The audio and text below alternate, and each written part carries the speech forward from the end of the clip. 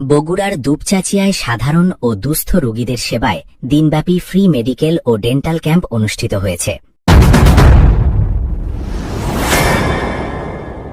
TMSS medical college ও Rafatullah community হাসপাতাল বগুড়া এর উদ্যোগে এবং দুপচাঁচিয়া প্রেস ক্লাবের সহযোগিতায় দুপচাঁচিয়া পাইলট বালিকা উচ্চ বিদ্যালয় প্রাঙ্গণে এই ক্যাম্পের আয়োজন করা হয়। সোমবার ২৪ আগস্ট সকাল ৯টায় ফ্রি মেডিকেল ক্যাম্পের আনুষ্ঠানিক উদ্বোধন করেন উপজেলা নির্বাহী অফিসার শাহরুখ খান। উদ্বোধনী অনুষ্ঠানে উপস্থিত ছিলেন সহকারী কমিশনার ভূমি তৌহিদুল ইসলাম, বিদ্যালয় পরিচালনা কমিটির সভাপতি ও সাবেক পৌর বিএনপির সভাপতি মোজাম্মেল হক তালুকদার কাইকোবাদ, উপজেলা বিএনপির সাবেক সভাপতি আব্দুল হামিদ এবং পৌর বিএনপির ভারপ্রাপ্ত সভাপতি অ্যাডভোকেট সাইফুর রহমান মিলু।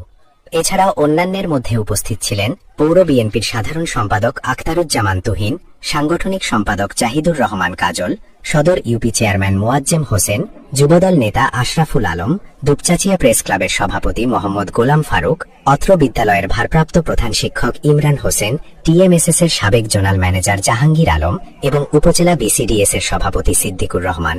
পরবর্তীতে চিকিৎসা কার্যক্রম পরিদর্শন করেন টিএমএসএস এর সেক্টর প্রধান একরামুল হক। দিনব্যাপী এই ক্যাম্পে ৮টি ভিন্ন বিভাগের বিশেষজ্ঞ চিকিৎসকগণ রোগীদের চিকিৎসা সেবা ও প্রয়োজনীয় পরামর্শ প্রদান করেন।